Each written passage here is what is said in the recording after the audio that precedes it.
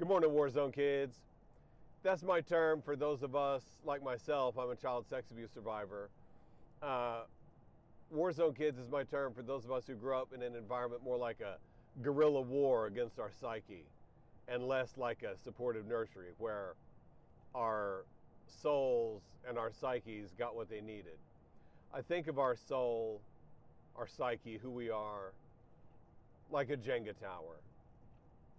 At the beginning of the game, it's one big block made up of smaller blocks. And every turn in the game, you take a piece out and you put it on top, and the game ends when the tower falls down. And if that ain't a good picture of the life of a Warzone kid, I don't know what is. Because whether it was sexual harm, emotional harm, physical harm, psychological harm, or societal harm, racial harm, you may have grown up as a type of human creature that people around you thought was the wrong kind. And every bit of harm, abuse, and neglect you get in your childhood takes pieces out of that Jenga tower and puts them on top. And over time, the Jenga tower of a Warzone kid becomes a tall, swaying thing. Can't even look at it hard or it'll fall down. Don't breathe. Don't take a step. And as an adult Warzone kid, we can find ourselves living in a way where our entire life is geared toward protecting that Jenga tower and keeping it from falling down. Well, that's a mixed blessing. If your Jenga tower doesn't fall down, that's great. Okay, maybe. But when your Jenga tower falls down, you got a chance to put it back together again, back in one big solid piece. You can't go back to the past. You can't change the events of your childhood. They are what they are. But we live in the present moment, you and I. We live in the present, and our Jenga tower just is whatever it is. And in the present moment, if your Jenga tower is on the floor, you can pick it up piece by piece and put it back. And that is the task of our life as Warzone kids. Reassembling that Jenga tower. I call that the path to the Western lands, the trail to the Western lands, a place of peace and wholeness, where we learn and become what we are, and where we set about the project to get that Jenga tower back into shape. How do we live our lives? How do we do that? These are the same question for this guy. How do I live my life? Is the same thing as asking, how do I arrange my Jenga tower so it's in solid shape for this guy? I'm a child sex abuse survivor.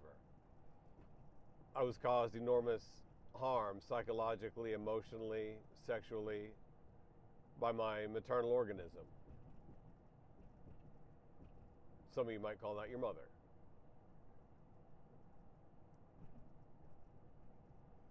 As an adult, I live with borderline personality disorder. To use clinical language, I'm a recovering addict and bulimic. To me, those are just words. That's a different way of saying, here's what my Jenga tower looks like. This is the psyche I came into adulthood with. And if you want to use diagnostic clinical language, it's very helpful shorthand. I'll say, I live with borderline. Probably, that's BPD is a shorthand for that. I never had a psychiatrist, diagnose me with narcissistic personality disorder, but I check just about all the boxes. Some other ones too. But I'm a human being with a soul. How do I live? How do you live? That's a task of us Warzone kids. How do we take today's steps on the trail to the Western lands? Well, for this guy, it's all about living in the present moment and right in the here and now. Keeping my eyes and my mind from treating the past like a log of wood that I can whittle into the right shape. Keeping my eye at the ground in front of my feet, not way on down the trail looking into the future, but I try and stay right here and now. How do we live? Well, I'm a volunteer circle keeper for an organization called Hidden Water Circle. I'll put a link in the description. It's an organization that facilitates healing circles by and for those affected by child sex abuse. There are circles for survivors like me. There are circles for partners of survivors. And there are circles for family members of survivors, child sex abuse survivors, who were not the ones that caused the harm. And there are circles for people who caused harm to children and are ready to make amends and take responsibility for it. And we're about to start up a new circle in a couple weeks. And in the circle, we child sex abuse survivors, we have a few weeks of like getting to know each other and introductions and kind of teaching and learning from each other how to keep our perimeter secure so no one else gets in. I'm a 51-year-old Gen Xer from Oklahoma, raised by a 3-tour combat machine gunner from Vietnam. And language like safe spaces does not attract me, it kind of repels me. So I say secure perimeter, because what we child sex abuse survivors do in there is we keep each other secure. And after we get around all that, we spend the next 8 weeks, 7 weeks, asking each other this question: what is the edge of your healing? We explain in order to be understood, and we listen to understand. And that's the question I'll ask you today, right here and now. What is the edge of your healing? Healing from wounds. You're strong or you wouldn't be here. Your Jenga tower got you out of your childhood or you wouldn't be here. I love my Jenga tower because it got me where I am today. The child is the father of the man, and the man lives with that Jenga tower, putting it back together piece by piece. It's my Jenga tower, it ain't yours. What is the edge of my healing? What is the status of my Jenga tower? What is the edge of your healing? This is a great question, boys and girls. This is a great question to help you shed light on your own life for yourself. Because you may not have an answer to it, and that's fine. If you don't have an answer to it, that's your answer. I did not really have an answer to that question the first healing circle I did. Where I was in my life at that time with my Jenga tower, that was a very challenging question. What's the edge of my healing? Well, the answer to that, and what I said was a kind of vomiting out, a vomiting forth. I was sick in the soul. Sometimes when you're sick, you puke. And it felt like, sorry for the grossness of this, but those of us engaged in the healing arts of the psyche or the body have to get used to stuff that's gross. Sometimes when you're sick, you need to puke, but you don't want to puke in your car, you don't want to puke at work, you don't want to puke on the sidewalk. When you puke, you're vulnerable. And so when you puke, you got to get someplace where you're secure if you have a chance. And like I said, we make our healing circle into a secure place for each other. And the best thing I could do first time it came to be my turn to answer the question, what is the edge of my healing? Best thing I could do was puke, because I was finally secure enough. I just puked up what was on my mind at the time. That was the edge of my healing. Vomiting. Vomiting bile and sickness that was inside of me. Because the edge of my healing was that there was no edge. I was in the middle of acute pain and suffering. The edge was nowhere to be found. I was in the middle of it. I was in the middle of a hurricane. There was no edge. Well, is that you right now? If you ask yourself, what is the edge of my healing? Maybe there is no edge. In the ocean, in the storms, when the wind is high enough, there's no edge between the sea and the air. There's no sharp division between the water and the air. The air is full of spray. Spray coming off the waves. Spray being whipped up from waves crashing into each other. You might know when you're fully submerged, and you'll know when you're on dry land. But when you're bobbing around in the middle of a storm at sea, there may not be any edge to the water. It's just foam. It's just spray. There is no edge. And if that's where you're at, then that's where you're at. And I give you permission to be there. You don't need my permission. I can't really give it to you, but I acknowledge the value of saying that. Other people have told me that. Ben, it's okay to be a mess. You are a mess. That is the way things are, and therefore it is okay. You got to start with where you are. And if you're at sea and there is no edge to your healing, then that's where you're at. And if you ever want to get out of that, start off by acknowledging that's where you're at. That's a nice metaphor. Let me put some meat on the bone. In hidden water, when we talk about the path toward healing from harm, we got 3 stages. And I may not be able to remember what they're called. I think the first stage is probably called coping. That's psychological language. This means you're lost at sea, and there's no edge between the air and the water. You can't tell when you're at the coping phase, your life is dominated by the need to keep that Jenga tower from falling down and the attempt to do so. Probably the best thing you can do is let it fall down. That's how you know you're at stage 2. But stage 1, the coping stage, that's the leaning, tottering Jenga tower stage. When your whole life is trying to keep that tower upright. Now, as I say, I live with borderline personality disorder. I'm a recovering addict and bulimic. So that's what my storm looks like.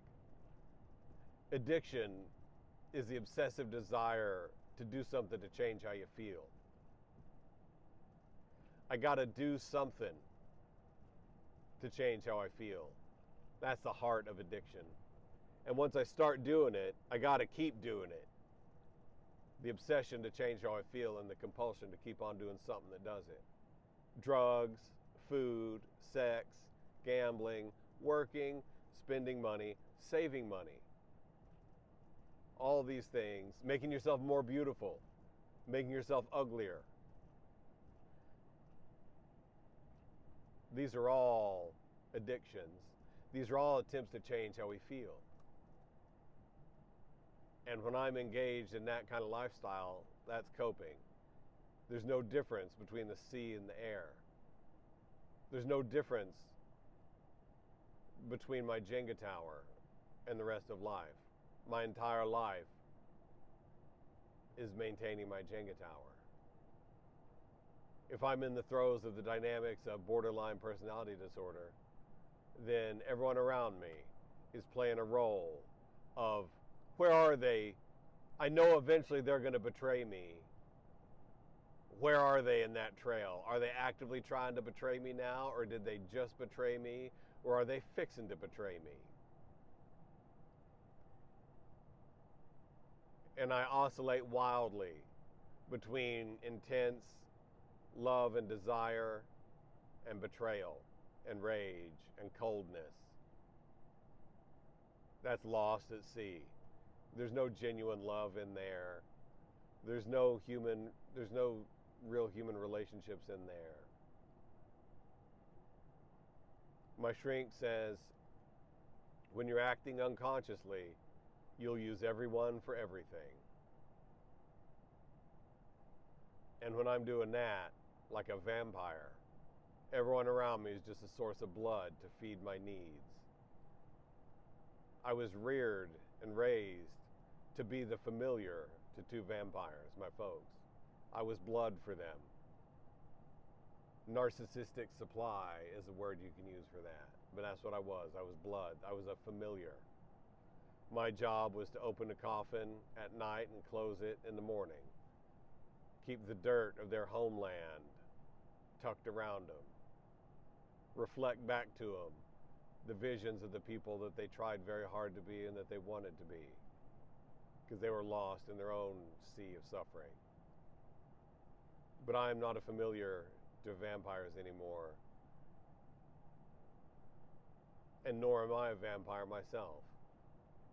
I do not see people around me as skin bags filled with blood that I can suck out. The people around me are just people around me, and I'm just one of them. They are like me and I'm like them. When you're lost in the sea of suffering, that's the edge of your healing. You got to find some way to get out of it. And your first step is acknowledging that you're lost in a sea of suffering. So what is the edge of your healing right now, today? After the sea of suffering comes the island of rage and anger and facing it. At least you got something to stand on. You reached a rocky island in the sea, and you let yourself be aware of what happened to you, the reality of your life. Coping, anger and rage, facing it. This happened to you. It did. Your experience was your experience. You want people to pay. You're full of anger. A lifetime. Many of us are full of a lifetime of pent-up rage, because when you're a child sex abuse survivor, the one thing that doesn't matter is your own reality. That only matters to you, and you learn to make it not matter very much to you, because no one else cares. They care about using you for what they need. And so you develop a Jenga tower uniquely suited to be a familiar to whatever vampires are around you. And it seems to be in the nature of familiars and vampires that the familiars learn to enjoy being a familiar. They're all in.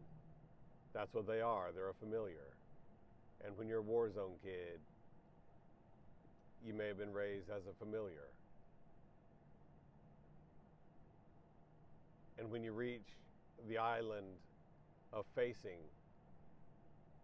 the reality of your life, the reality that you've been a familiar to some vampires, you can feel rage at the years you lost. You can feel anger at that. Feel all that. Feel it. If that's where you're at, that's where you're at. I've certainly been there. And after the middle phase comes the rest of your life in the present moment. The rest of your life comes after the sea of coping, the sea of suffering, after the rocky island of facing it, comes the trail to the western lands, place of peace and wholeness, where your answer to the question of what is the edge of my healing is a different answer. When you're on the island of facing, the island of coping, you finally got your feet up on some rocky shores.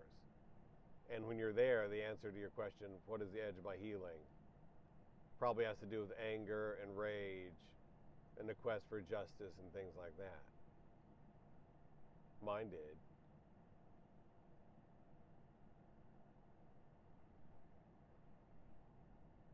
Beyond that stage is the stage where you're living your life. And the answer to the question, what is the edge of your healing, is another question for this guy. Right now, today, this morning, on this snowy morning on the trail to the Western Lands, the edge of my healing is the fact that I can ask myself this question, and it means something to me. How do I live? How do I live now? How do I live my life in the present? There were times, long periods of time, when I thought what it meant to use words like healing was I was going to spend the rest of my life a guy engaged in constantly thinking about child sex abuse and incest and being a survivor and getting over it. It seemed like that would be my eternity, over and over again and never ending. Well, it ain't. Right now, the question, how do I live my life in the present, is a real question. And it was not a real question. I might have said that when I was lost in the sea of suffering, but all I was doing is trying not to drown, trying to keep my Jenga tower upright. I might have said that, how do I live my life, what is a good life, when I was on the island of facing. But all I really cared about was making people pay. Make them pay. Make my folks suffer the way they made me suffer. Make them feel alone. Let them know what it feels like to be a child alone in the dark, living on the far side of the moon, living on the far side of Pluto, where you go for a mother's love and you get bitten, stung, and pinched over and over again. I wanted to make them pay. Right now, where I am in this guy's life right now, how do I live my life is the edge of my healing. How do I live today?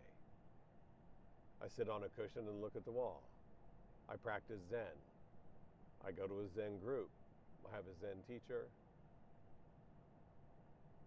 I read Zen stuff.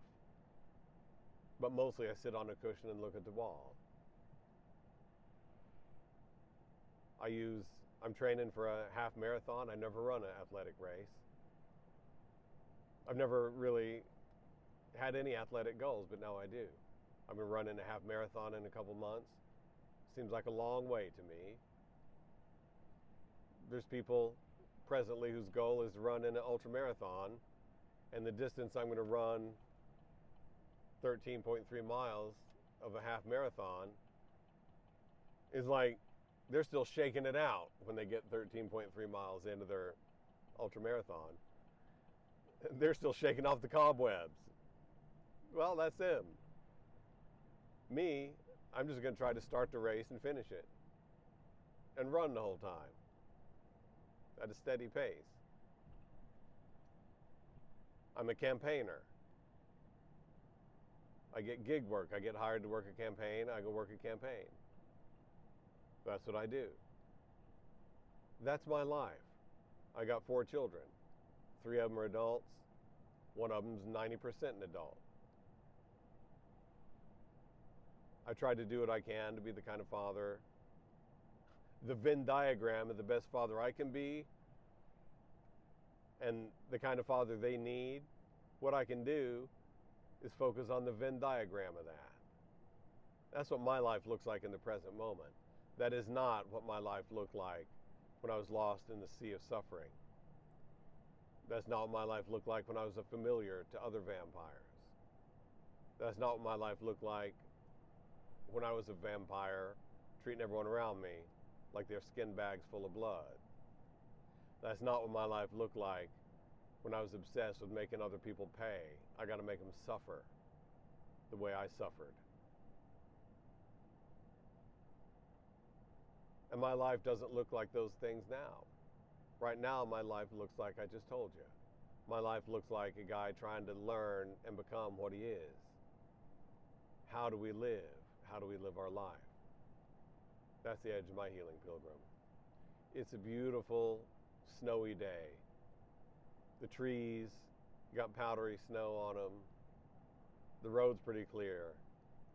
It ain't that cold. It's 27 degrees right now. It's a spring day in Vermont, buddy. It's a beautiful day on the trail, Pilgrim. We can get in a lot of miles on the trail to the Western Lands, a place of peace and wholeness, where we pilgrims learn and become what we are. We got a lot to talk about, Pilgrim. I want to hear from you. What is the edge of your healing? If you watch this far, leave a comment. What is the edge of your healing? What is life like for you right now? I'm at Trail to the Western Lands on YouTube. I'd love it if you subscribed. I got all these videos in a playlist over there. And they all got names on them. It's a beautiful day on the Trail to the Western Lands, Pilgrim. Let's take a walk together. We got a lot to talk about and daylight's burning.